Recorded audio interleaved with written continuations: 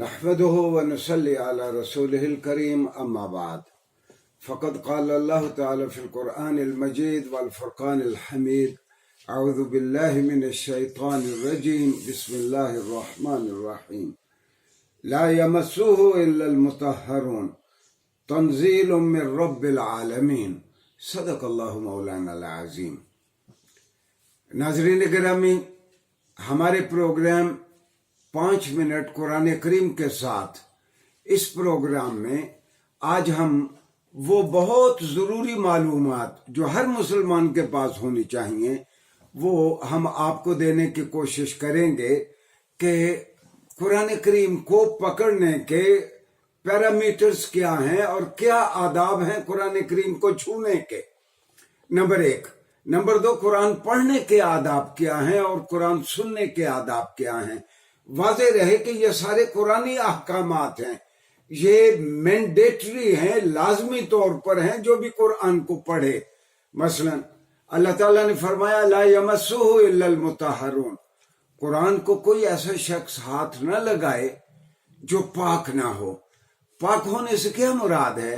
पाक होने से ये मुराद है कि मिसाल के तौर पर किसी नौजवान को या किसी मर्द को रात को नॉक्टर्नल एमिशन हुई है, इख्तिलाम हुआ है, या कोई औरत अपने मेंस्ट्रुएशन के दिनों में है, या कोई शादीशुदा जोड़ा या कोई सेक्सुअल इंटरकोर्स के बाद जब तक वो बाज़ाब्ता तौर पर शरई तौर पर गुस्ल नहीं कर लेते उनको कुरान को छूने की इजाजत नहीं है. ये दरअसल वो आदाब हैं जो घरों में वालिदैन अपने बच्चों और बच्चियों को सिखाया करते हैं. अब चूंकि ये रवाज ही नहीं रहा बच्चों की इस तौर पर तरबियत का, तो हमने जरूरी समझा कि हम अर्ज कर दें आपको कि ये बच्चों को ये बातें जरूर बताई जाएं. और कुरान पढ़ने के आदाब ये भी हैं कि जब भी आप कुरान पढ़ें उससे पहले आप वुजू कर लें.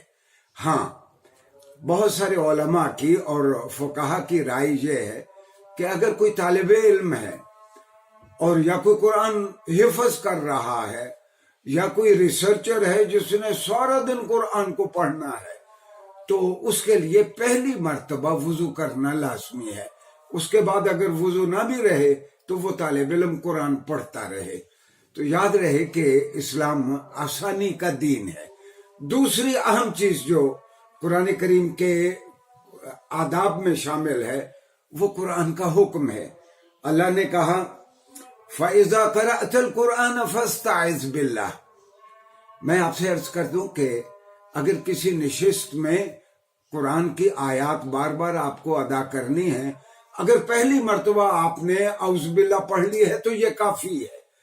हर बार लाजिम नहीं है, लेकिन कुरान शुरू करने से पहले औज़ बिल्लाह पढ़ना कुरान का हुक्म है. जो आयत मैंने आपकी खिदमत में अर्ज की सूरह नाहल से, तो इस आयत का तर्जुमा यह है कि जब तुम कुरान पढ़ो उससे पहले तुम तावुज़ पढ़ लिया करो.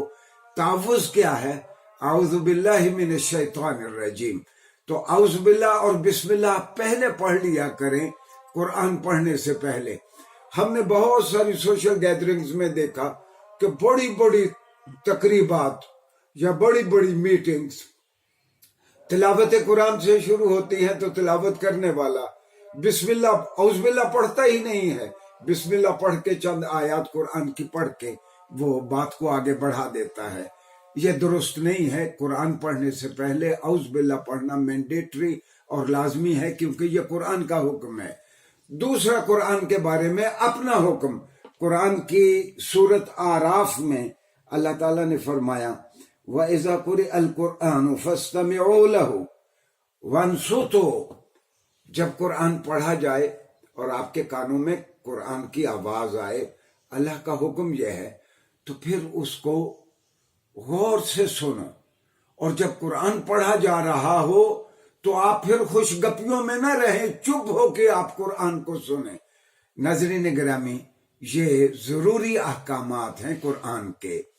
वाज़े रहे कि हजरत आदम से लेकर हजरत मोहम्मद सल्लल्लाहु अलैहि वसल्लम खातमुन नबीयीन तक جتنے انبیاء آئے اور ان میں سے 315 کو کتابیں یا صحیفے دیے گئے، ان میں سے یہ واحد اللہ کا کلام ہے جو اب تک ہر رد و بدل سے مبرہ اور محفوظ ہے، اور لہذا یہ چونکہ اللہ کا لفظ، اللہ کے الفاظ ہیں قرآن کریم، تو اللہ کے الفاظ ادا کرنے کا احترام یہ ہے۔